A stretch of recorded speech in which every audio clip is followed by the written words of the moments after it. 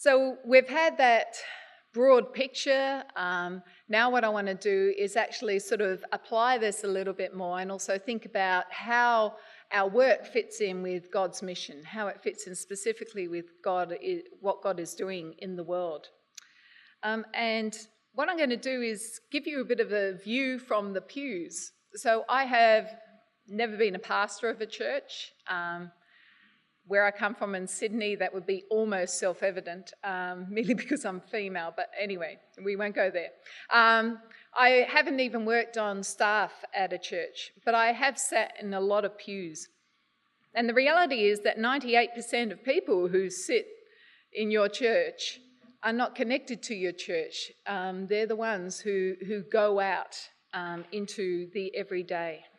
So I just want to give a bit of a view from the pews. So one time I was listening to my minister, my pastor, give a sermon. And I knew this pastor very well. I'd known him for about 20 years. And he was talking about Abraham, the same story that I touched on briefly this morning. And he was telling us how Abraham was the first missionary in the Bible. And as he was telling that story, there was something in me that just felt uncomfortable. Because I sort of thought, well, actually, if you look at that story just in plain language, what we have is a farmer who was asked by God to go from one place and take his household and farm in another place.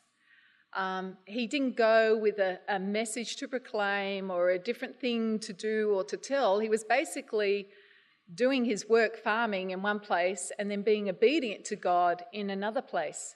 So in some ways, the story for me that I felt, especially having worked in the corporate world, was like it was like going from one country working to another country working because you felt called by God and being obedient to God. And what I really sensed was that what my pastor was doing was actually talking more about what his calling was than what my calling was. So he wanted me to actually respond to his calling, which was to the church. And I know that at that time, his daughter had just become a missionary in China, and he was really excited about that. So it was his story that was coming out and what he read in the text and what he was talking about. But I felt that it didn't really talk to my story.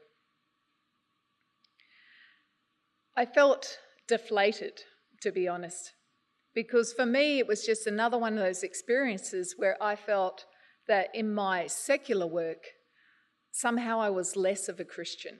Somehow I wasn't doing what God wanted me to do, that somehow I needed to change in some way, even though I felt called by God to do what I was actually doing. Another thing that often happens in sermons is that there are negative comments made about the world of business. There's a lot of sermons where there's a focus on work as linked to greed or linked to idolatry. It's talked about as stopping us prioritising what we should be prioritising. Theology for Work project Will Messenger quotes a business person who says, "My pastor always talks about profit as if it were greed." Well, that shows they know nothing at all about how the business world works. So when the pastor preaches sermons on this, he always tells me to do things that are useless in terms of the value I provide to society. If I started doing the things my pastor suggests, it would ruin my business. And then I couldn't provide jobs, good service for customers, and useful products.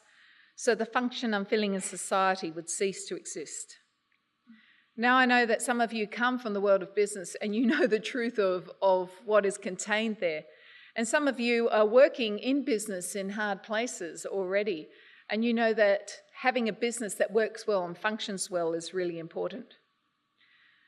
Church often is a place where people who work in those secular roles don't feel heard, don't feel affirmed, don't feel listened to. And I think that's something that we need to change, because actually what this reflects is the bad theology of work. I want to ask this question. Can I have a show of hands of people who work Yep. Yeah, that's right. I can hear you murmuring because you should all be putting up your hands. You all study, you all do housework, you all do some sort of caring, you all work. So this is a message that we need for everyone. Now I want you to talk at your tables if you have someone to talk to. I'll come over, Dolores, don't panic. About what some of those myths are about work in church. What are some of the things that you think come from a bad theology of work? What are some of those ideas that are bad about work that you might hear in church? So just have a little chat amongst yourselves and then we'll bring it back together. Okay, time precludes me from actually going around and collecting some of these myths, but I'm going to go through 6 and if I have missed one of the ones that you've come up with, I'm really happy for you to come to me afterwards and tell me what your myth is because I really do want to hear them. One of the things I do is try and bust some of these myths. Actually, before we get to this, I'm just going to tell you about Angela. Angela is someone who got in contact with me. She started reading my book and then she wrote me an email. And these are her actual words. I feel I've been given a voice to be acknowledged that working is important and not second class to full-time mission. I've been made to feel guilty to work full-time, but they still wanted us workers to support the real work of those in full-time church work. I feel heard and appreciated and worthwhile. And then about 15 minutes later, she wrote another one.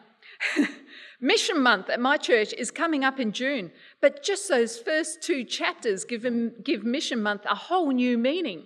It's not just those in full-time overseas mission work. It needs to include me, the humble pen pusher with a different view on my day-to-day mission on the ground at the hospital. For crying out loud, me. And I can't express to you how many exclamation marks she used, but you might have got a sense. She suddenly got the idea that she could be missional in her work, in her workplace. Completely transformed the way that she saw her work. She thought she had spent 30 years of her life feeling guilty that she didn't feel called by God to something else.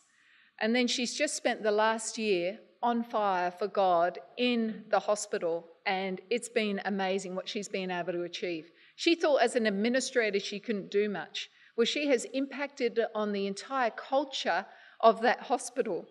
She even spotted some injustice that was going on that she was able to stand up for. She had thought that she had to take God to that workplace, but then she suddenly realised that God was already at work there. She just had to find out what he was doing.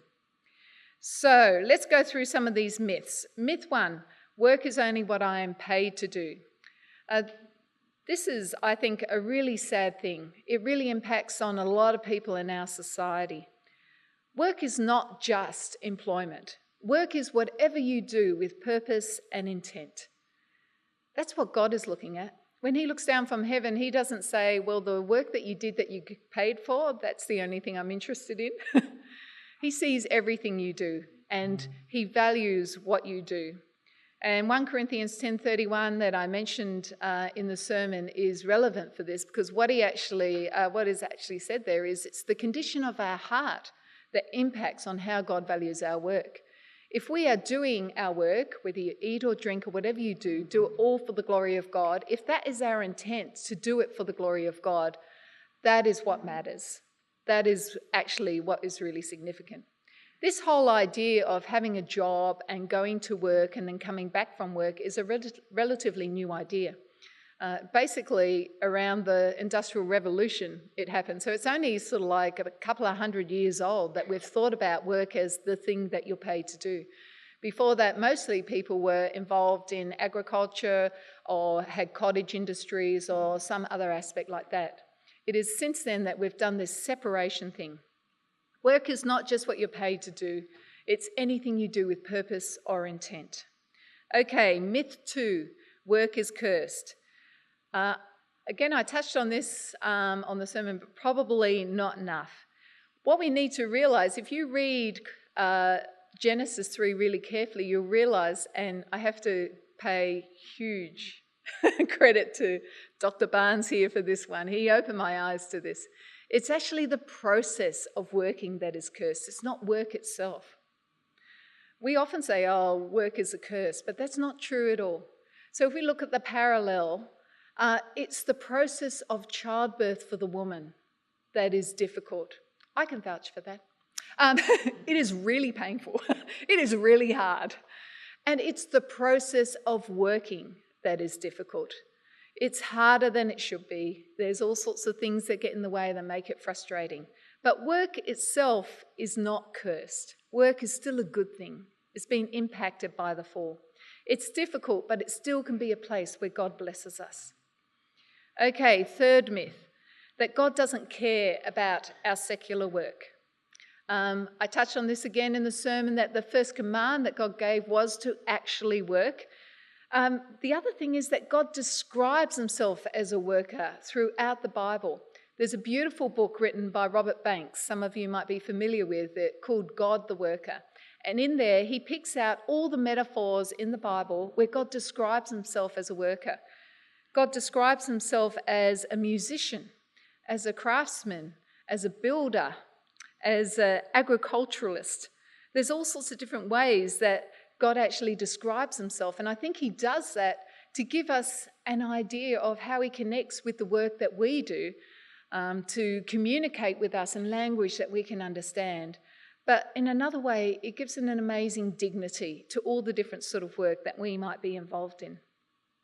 The other thing to remember is the line from Jesus in John 5:17 when he says, my Father in heaven is still at work and I am at work too. There's this idea that God keeps working. I think there's another myth, which is God did his work creating the earth and then he just stopped and rested and that was it. God keeps working. He's still at work. He's still at work caring for the world, providing for the world. And most of that he does through us, through our jobs. We are all grateful for these chairs that we're sitting on, for the fact that there's electricity and lights, for this beautiful building, for the pizza that we've just eaten, and all of that involved work that had to be done, and that work was important. Okay, so God does care about all the work that we do. Myth 4, the only way I can be a Christian at my work is to evangelize my workmates. Some of you will be familiar with this. There are a lot of Christians in their secular jobs who think that if they haven't been able to drop a gospel bomb that day or that week, then somehow they've failed completely at being a Christian at work. There's a lot of Christians out there who just feel guilty all the time. And that's a horrible way to approach your work and to approach your workplace. There's some people who only see their work colleagues as a means to be able to share the gospel. It's a transactional relationship, if you like. I think this is a sad way to look at work. The reality is that our work has intrinsic good within itself. And the way that we can be a Christian at work is so much more than simply looking at as a means to evangelize our workmates. I think 1 Peter really challenges us here. That same minister who preached that sermon on Abraham, after that we did a series on 1 Peter, and he told me that he was so frustrated because Peter doesn't tell the people to go out and evangelize everyone. What Peter actually says in 1 Peter 2 when he's talking about Christians living amongst pagans, which basically is what we do, right? He actually tells them to do excellent work, that by your good works, people might recognize who God is. And then that through our good work, and there he was echoing actually what Jesus says in Matthew 5 about being salt and light and actually showing people what God is like. And then Peter goes on to say that through our good work, we might invite questions from people. We might invite the questions where we actually are able to give a reason for the hope that we have. In Colossians 3:23, which was the verse that Rob read out this morning, which is the theme for the week, it says that we are to work wholeheartedly. I know it's a passage that looks at slaves, and that's not directly correlated with employees, although sometimes employees feel like that. But actually, yeah, there is a link there. In fact, it's an even tougher link. If slaves are told to work wholeheartedly for their masters as if they were working for God, how much more should we do that as employees, where we have so much more freedom and choice? Our work is a way of serving God and worshipping Him. Okay, myth 5. If I'm a serious Christian, I should leave my job. There are a lot of sermons about the harvest and how the harvest is out there and that there are more people needed for the harvest. I think actually serious Christians should serve God wherever they are. That's actually what we're commanded to do. It's really interesting how Paul talks to the Christians in 1 Corinthians 7:17. He tells them not to immediately make changes when they become Christians, but to stay where they are. Now, what I'm not saying is that you shouldn't go to the mission field. What you need to do is be open to where God is calling you to. And I want every Christian to actually ask that question. I want every Christian to say, God, what do you want me to do?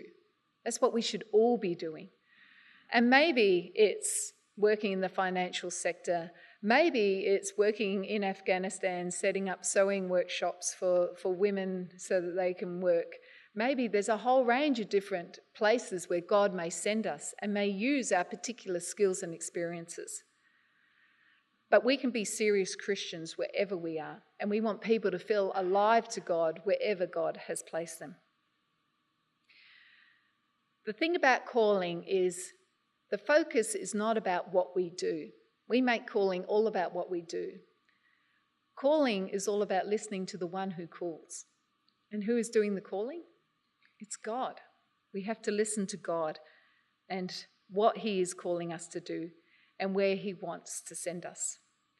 And by the way, there's not just one calling either. There's not just one right answer. Many of you in the room have had the experience where you are now is not where you're expected to be, and you've gone through on a really weird journey to get there. God actually shifts and changes us and opens doors and shuts doors, and there's all sorts of places that we end up being.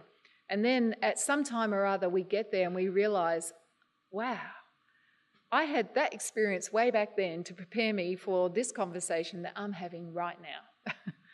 God is amazing how He does that.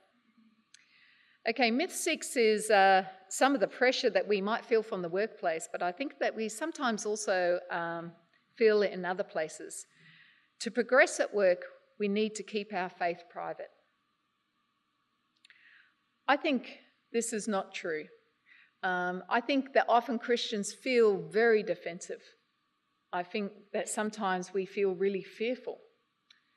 But I think actually the workplace is changing, and the workplace is becoming more open to different expressions of spirituality. It's not just going to be just Christianity, it's going to be other forms of spirituality as well, because there's a big theme of well-being going through workplaces where they want to sort of look out for the whole person. And they're actually admitting that people have faith and those faith needs need to be met. I have a friend who works for a very large American sound company. He had the shock of his life back in early April, when someone approached him and said, Tim, we want you to talk to the whole staff in Asia Pacific about what the Easter holiday is all about. Tim was just like shocked. In fact, he looked terrified. And the guy said to him, "You're a Christian, aren't you?" And Tim said, "Yeah." And he said, "Well, we want you to tell us what this holiday is about. It's a Christian holiday. We want to hear what it's about." Tim had the opportunity of basically telling the gospel to every single person in Asia and Pacific. He thought it was just going to be the staff in the staff room in the Sydney office, but actually they broadcast it live and people sort of downloaded it, etc., etc. He never imagined that he would have the opportunity of doing that. But what had happened was they had this new diversity policy, and they wanted to explain all the different holidays. And so he had the opportunity of doing that. And then there were other holidays that were explained as well. But it really put him on the spot, because actually he realised he wasn't equipped to express the gospel in words and language that actually meant what he hoped it would mean to the workmates. He had to work really hard in figuring out how he was going to communicate this. That's the equipping, I think, that the church needs to do. We talked about Romans 12, 1-2, how we are a living sacrifice. We're meant to be 24/7 Christians. And so our faith needs to be part of what we take into work. And actually, it's a really important part, and it's a really good part. And we need to challenge the sacred-secular divide, which is expressed in churches, but is also expressed out there as well. We need to say that that is not who we are as people. These myths have developed for various reasons. We'll just skip the conversation time. Sorry about that. I like to have lots of conversation. But basically, it's about this sacred-secular divide. That's where a lot of this stuff has come from. I really like to blame Plato for that, mostly because he's dead. But he actually talked a lot about this distinction between flesh and soul, how the flesh is this really weak vessel. It's not worthy to hold the beauty of the soul. Unfortunately, a lot of that thought started creeping into early Christianity, and that's where some of the heresies came up, that Jesus could not possibly have been fully human and fully God, because, humanity is not worthy to hold God, the deity. Of course, we see that as heresy, and it's a form of Gnosticism that we reject. And yet there's a renewed form of that same heresy that we see expressed whenever we make this separation between sacred and secular, between Sunday and Monday, between faith and work. We're actually perpetuating that same sort of heresy. It's a very dangerous dualism, and I saw it lived out in this guy that I was talking to. This guy was a really successful fund manager. He had a big business. He had done so well out of it. And I talked to him about it. I said, what's it like being a Christian in this role? And he said, he prayed about all the hard decisions he had to make. He really felt that God had blessed his work, and he was really excited about that. And I said, but what about, some of those hard decisions? And I know you have non-Christians who work for you. How do you actually express your faith in some of those difficult times? And he said, with pride, the boardroom is the place where all those hard decisions are made. And he said, and my colleagues will tell you that when I go into that boardroom, I check my faith at the door. And a part of me inside just died because I just thought, no, that's not the way that we should be. What he is actually doing is leaving part of him outside. That just doesn't sound right. It's not possible. What he actually means is that he doesn't actually feel that he has to obey the commands of God when he is in that boardroom. But what he's missing out on is that insight that he gets from the sovereign God of the universe. He misses out on the empowering of the Spirit, and his workplace misses out on the wisdom that he could take with his faith into that room. I like to contrast that story with Trish. Trish is the Asia Pacific manager of a big US tech company. And she came along to a group. I mentor women entrepreneurs, and I like to invite business women to come in and just give them a bit of that big vision of what could happen. So I invited Trish to come in, and she told us this amazing story. In contrast to the other guy, she said that in the boardroom, she feels closest to God. She is so dependent on God that when she walks in that boardroom, she feels God's presence there. She actually borrowed the line from Eric Liddell that that's where she feels God's pleasure. She prays about decisions that she makes. She told us about these amazing God conversations that she had. She really does live out her faith and work very closely together. So Trish had finished telling this story, and then she asked people if they had questions. And one of the women in my group said, "So what are you doing for your church?"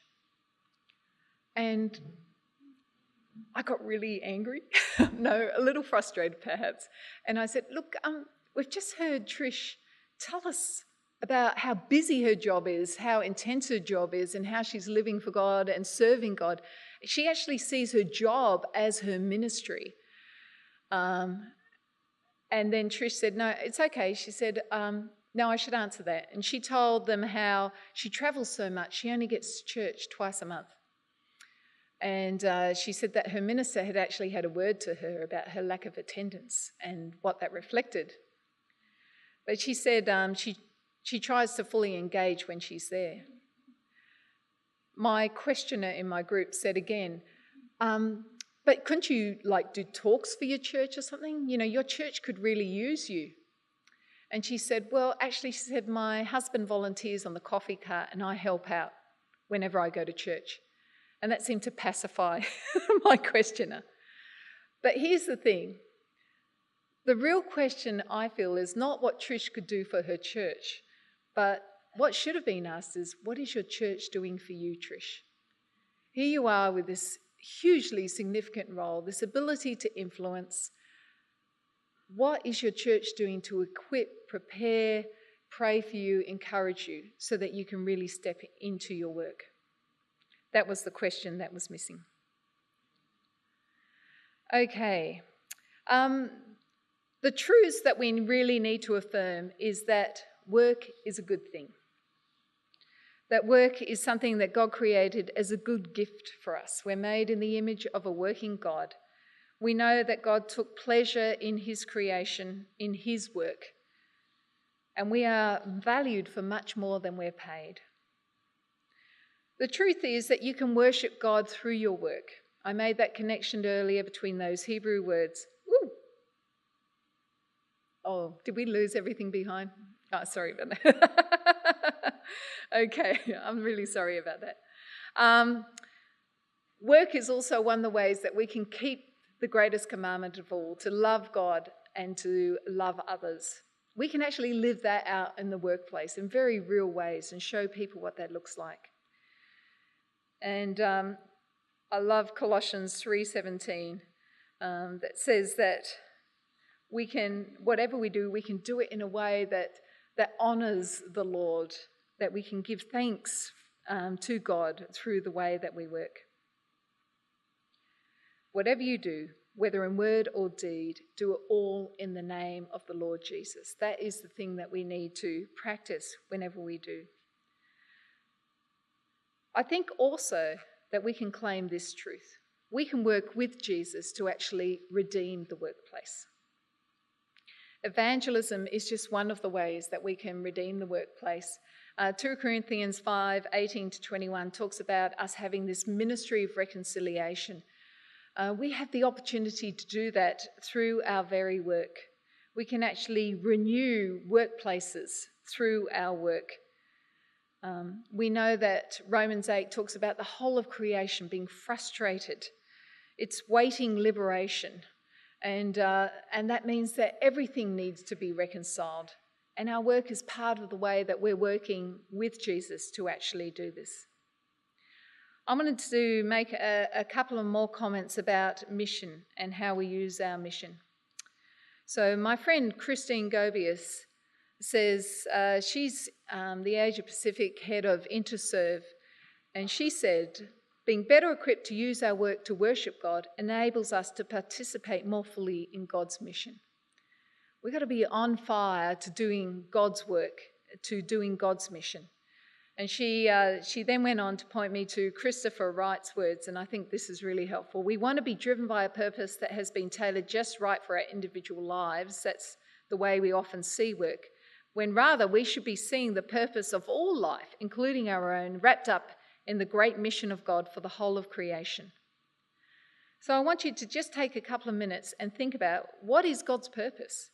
What is God's mission for the world? What is God's mission for all of creation? Can you sum them up in 2 minutes? Go. Okay, I'm going to call it back. I'd love to hear some of those conversations. That would be really fun. We've got a problem with some of our slides, so you're just going to have to look at me. I really apologise for that. But we'll see how we go.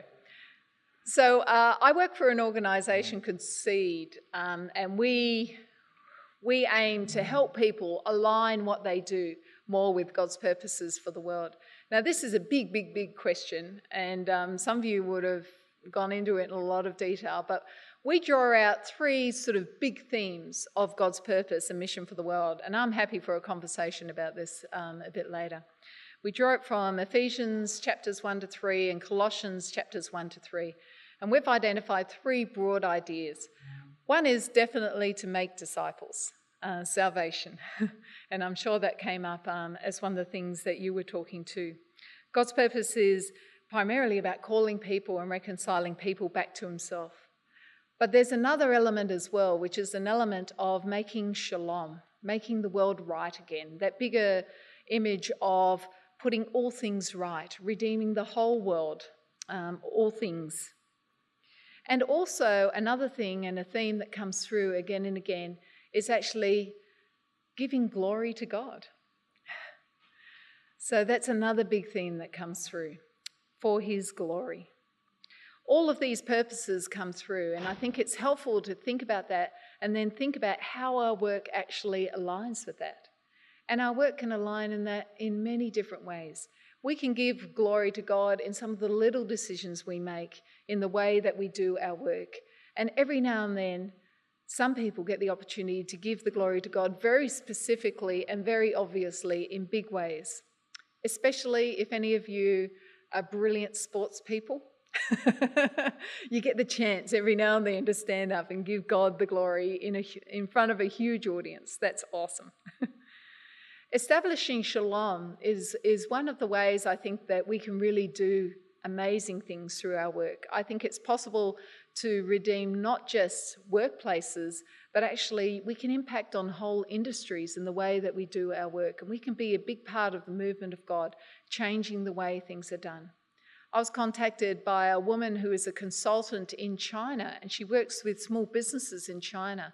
And she was saying that human resources in China were really poor, that there was a whole attitude that was happening there where people who worked were seen as, employees were seen as worthless, really, in lots of ways. They were just a resource, an instrument. And so people weren't being treated very well in different companies.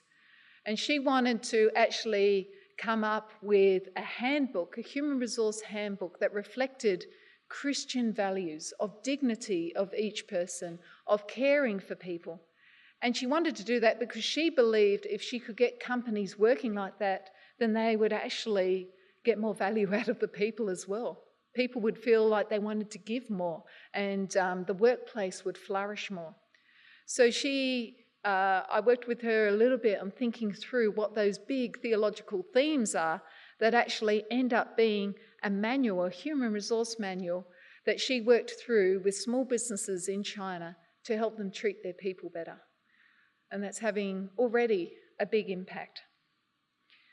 So we can align ourselves with God's purposes, and we can actually help people see God through what we do. I want to demonstrate what this looks like in the story of my friend Catherine. So Catherine is a university academic in Wollongong, which is just south of Sydney in Australia. It's a place that some people would describe as paradise. It's this beautiful little place with beaches, and it's gorgeous. The University of Wollongong, like many of the universities in Australia, prides itself on being a very secular place. And so that is one place where it's quite hard to be a Christian. She went along with the line that she felt that what she had to do as a Christian was to go into that place and drop those gospel bombs every now and then. So she did that for 10 years, and she saw no fruit for all the stuff that she did. Then she had some conversations with me about the different ways that she might see her work, because she realised her whole theology of work was really truncated. She decided that what she would do is really focus on loving her work colleagues. She decided that what she would do is, instead of, again, thinking that she took God into that workplace, to actually see that God was actually there and figure out where God was doing stuff and see how she could join in with him. And she wanted to really celebrate her work as well. She saw that God loved her work as an academic. She's in the area of helping other academics flourish in teaching and learning, and she just became completely switched onto that. Anyway, she'd been doing this for a while. Then 3 months ago, she got seriously ill. In Australia, we call it chronic fatigue. I think here they call it mono or something. Is that right? She just could not work anymore. She was really frustrated with God because she was really enjoying her work now. And she had felt that maybe there was a bit of fruit. Now, what has happened in the time when she's been flat on her back at home has been amazing. She got rung by her manager, who said to her, "We need to get you back here as soon as possible because you are the glue that is holding this whole place together." He said, "I've been harassed by people saying we need you back here." Then she got contacted by this person who had been like the most outspoken atheist in the place, who, when she had identified as a Christian, had just said that his whole aim was to convert her to atheism. And he'd mocked her and he'd humiliated her, but she had sort of borne up under that. He's been contacting her every day, asking how she is. And then a couple of weeks ago, he said to her, "I'm going to pray for you." She said to him, "Well, who are you going to pray to?" And he said, "I've decided I'm going to pray to your God." Because he said, "I know your God loves you and you love him." After years and years of unfruitful working, ironically, the time when she couldn't work at all, she is seeing this amazing fruit. The doctor decided she needed to get back to work, which is great because that, backs up my theology of work, that we're made to work. The doctor said that her healing would improve if she actually did some work. So she's been going back to work. She's loved going back to work, and she has been received so beautifully by people. So what's changed? What's changed has been that she's on mission for God completely in the workplace, that she no longer sees those workmates as transactional relationships. She truly loves her workmates, her work colleagues, that she sees her team as an opportunity for her to show them what Jesus looks like. And she is seeing that God is really blessing her relationships and her work and the way she relates to them. She is giving them a little taste of the new creation, and they love it, and they want more of it, and they want to know why.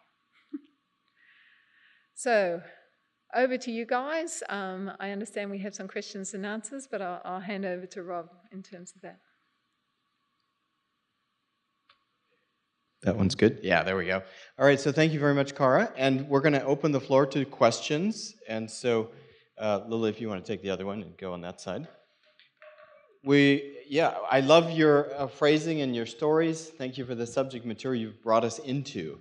And I have to say, as even a missionary, I'm guilty of some of those things, laying a guilt trip on some people because they're not in missions, which is real God's real work. So, yes, we hear that very loudly and clearly. That's something for us to take home as missionaries. So, other questions from people from the floor? Things you want to ask, explore more?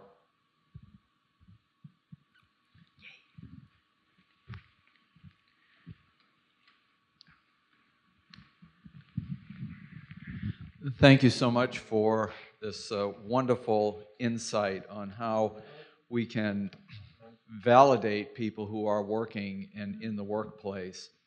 I would like you to speak a little bit, if you could, on making a distinction, if you think there is one, between how we live for Christ as disciples in the world and that specific calling of dislocation or relocation that lies at the heart of the world mission, in Latin missio, sent, and in Greek apostello, send, where people are actually making a decision to relocate for the specific sake of the gospel. And putting that against the backdrop of the 19th century, where care for people's physical well-being morphed into an understanding that caring for people socially was the gospel. Yeah. I'd like you to talk a little bit about that between the work world and mission.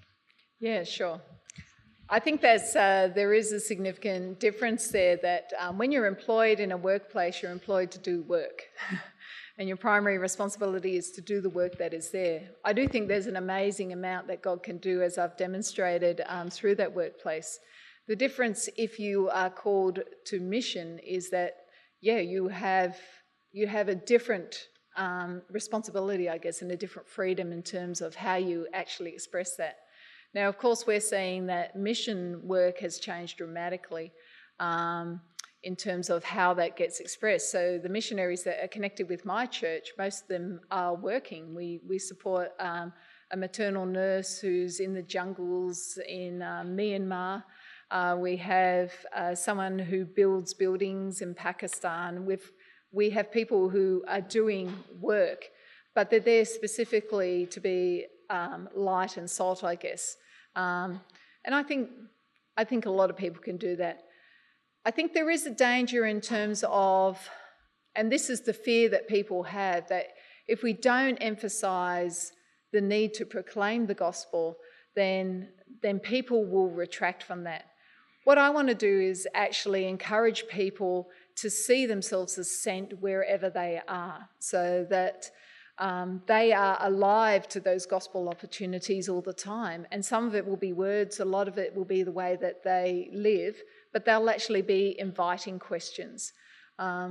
So I think there's a protection against that, but that's where the role of the church is so significant, and that's why I really wish that churches would help to prepare people for the workplace a lot more openly and vocally and effectively. Because at the moment, a lot of Christians can go into the workplace and feel like it's not of interest to God at all, and it's not of interest to their church. And they live these sort of dualistic lives, or else they don't feel that they're necessarily on mission for God there. I think if churches made this part of the conversation, then there would be this much more being alive to what God is doing and being alive to being 24/7 Christians wherever they are. I also have this image of those big cruise liners. Has anyone been on a cruise? I never really want to go on a cruise, but it's so popular these days. But with those cruise liners, it takes a lot of effort. They come into Sydney Harbour, and when they get going, those engines are turning for an awful long while before they actually move off. But once they move off, a little tugboat can just direct and steer them. And that's what I feel is with Christians. If we have this sent focus, this missional focus, if you like, in our everyday lives, then it's much easier for God to actually direct us to where he wants us to be and to use our particular skills and experiences where he wants them. So I guess that's sort of my answer to some of that stuff. The other thing that I'm realising is that the whole concept of mission has changed significantly, in the sense that the people are coming to us from all around the world.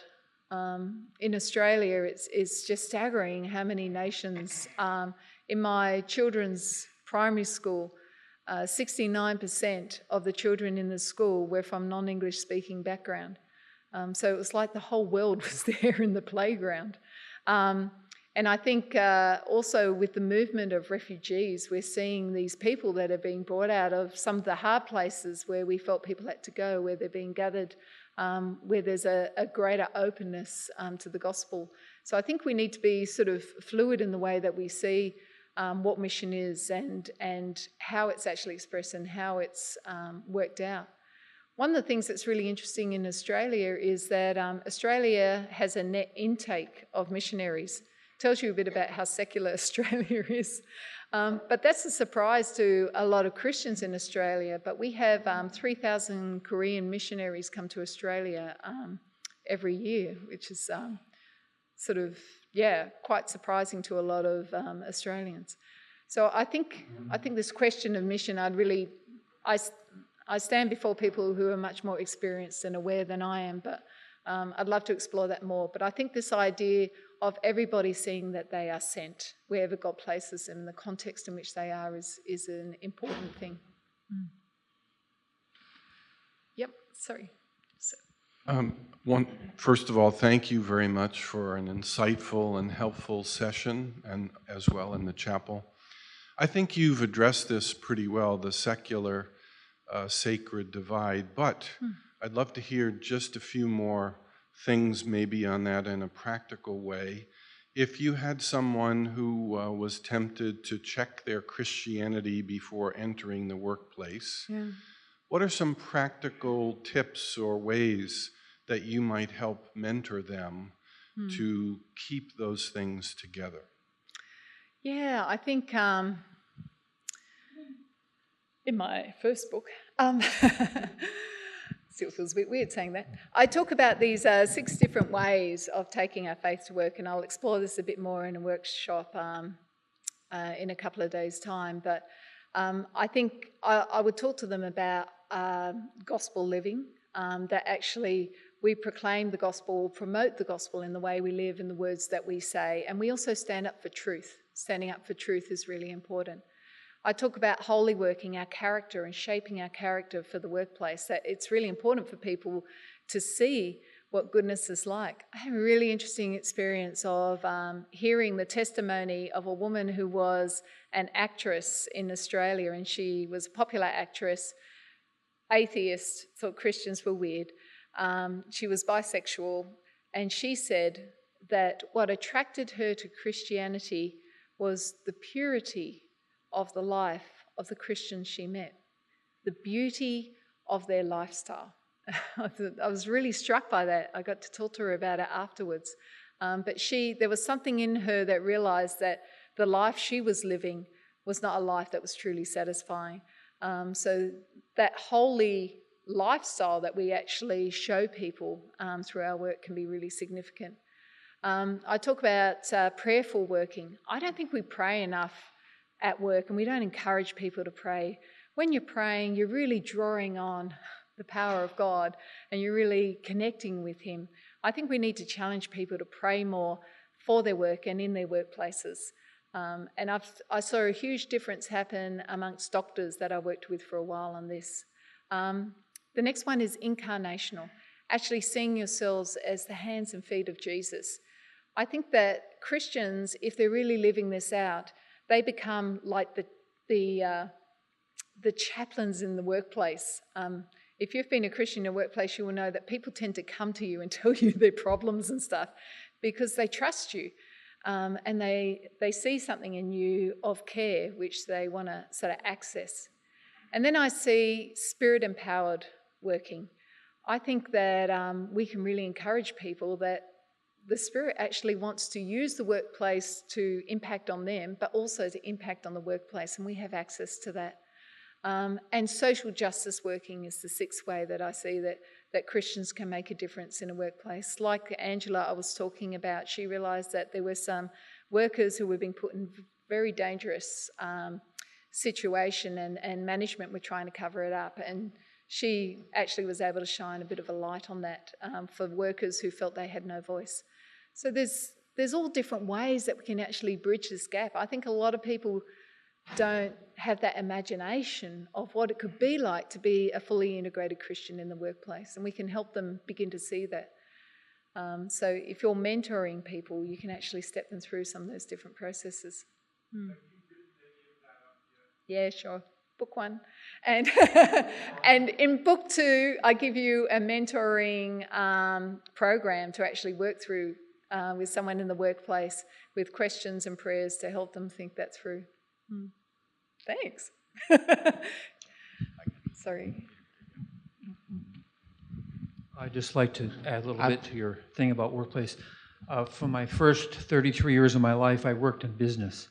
Well, actually 27. I started when I was 6 years old. My father had a tire business, and which I then ran. It was quite a large business. But my goal as a worker there was to share the gospel with every person who came into the store. It could be just a little tract I give them, so have a good day. But and then at 33, I became a missionary and spent 33 years working in Turkey. But I see no difference between working in the secular world or working as a missionary if your goal is to please God. Yeah. And that you're seeking to share the gospel. So in my tire business, I had several employees. One guy opposed me every time I was sharing the gospel with a customer. He's now a pastor. Another guy was an alcoholic, and he invited me recently to his baptism. Yeah. So he came to the Lord later, many years later. But that had I had a part in that in sharing the gospel and living out in front of them. So I don't see a difference. I don't see a divide between the two. Yeah, I think it's an artificial divide, and it's a divide that we put in. So thank you for the example. And I guess the difference, you had agency about your business because you owned the tire business. Yeah. For people, I call them cubicle rats. Sorry for all those people who've been cubicle rats. You have less agency, you have less opportunity and freedom to do some of that stuff, but there are ways to do it. And I think, yeah, that's all right. Good on you. That's Carl, we're awesome. going to have one last question from Peter. Oh, thank you. Yeah, I heard you say something in your deliberation. You said, we help people with what they need to do with God's.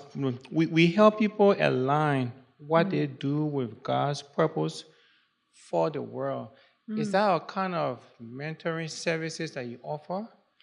Yeah, so we do that in a few different ways through Seed. So yeah, we mentor entrepreneurs to help them sort of work that out. We also have an online course that we run called a Purpose Discovery course that helps people step through a series of questions to do that. So the organisation is called seed.org.au, and it has that course on there. We also work within Christian organisations to help Christian organisations work through those issues as well. So thanks for asking that, and I'm happy to chat further if you want to have a